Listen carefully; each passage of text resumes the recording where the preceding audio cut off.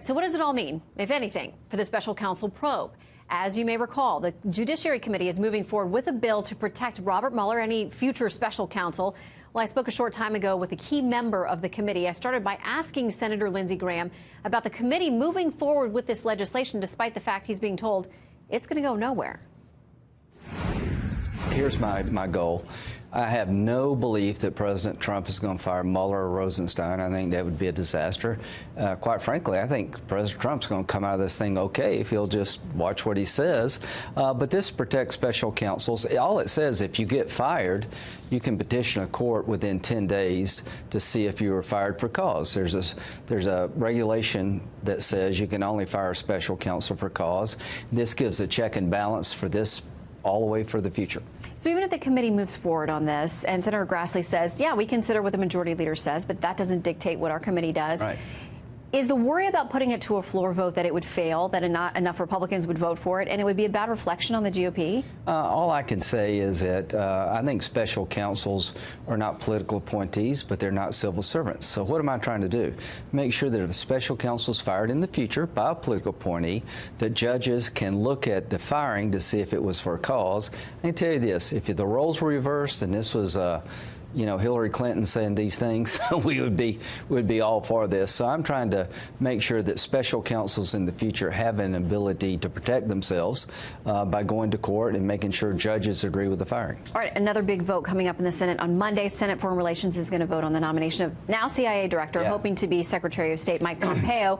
But there has been at least one very vocal Republican critic who says he's not going to vote for him, and he just doesn't think he's the right fit for the president and what he thinks is the president's foreign policy. Well, let me tell you, Rand Paul ran for president, got beat like a drum.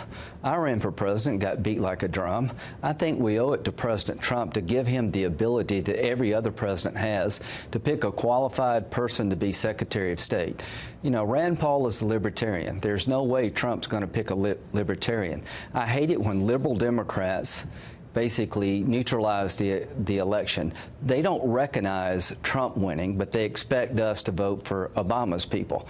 So Rand Paul is a member of the Republican Party. He's undercutting the Republican president, who's picked a highly qualified Republican, the #1 in his class at West Point, been a member of Congress for, I think, 8 or 10 years, is now the CIA director.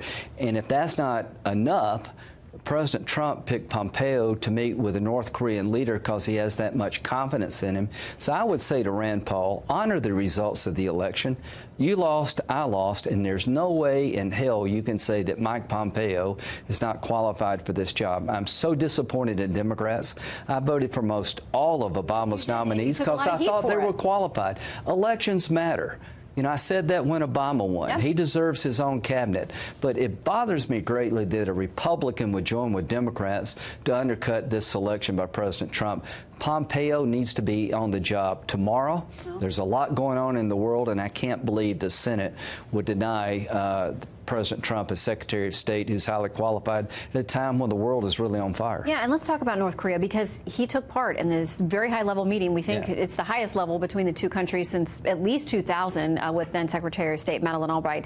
This is what the Wall Street Journal is now saying. They said South Korean President Moon Jae-in said Thursday that North Korea had dropped its longtime insistence that the U.S. remove its 28,500 troops from the Korean Peninsula ahead of a planned summit, saying that it only sought a security guarantee and an end to the U.S.'s hostile policy. Now, North Korea has not in any way publicly confirmed that, but does it sound to you like they're legitimately softening on some of these issues? The only reason they're at the table is that they're afraid of Donald Trump.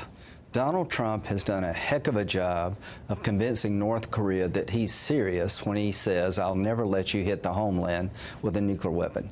Every president before him was played by North Korea. The only reason they're at the table is because of the fire and fury rhetoric. They believe that Trump, if he had to as a last resort, would use military force to protect America. Now that we're at the table, Pompeo is a perfect guy. He's the CIA director. He understands the world. So we're here at a moment of tremendous historic opportunity. Trump said, I'll walk away if I have to. I won't go if I don't think it's going to be worth my time. But here's what I think. I think President Trump has a chance not only to get North Korea to give up their nuclear weapons, but end the Korean War. It's never come to an end. What about a peace treaty between North Korea, South Korea, China and the United States.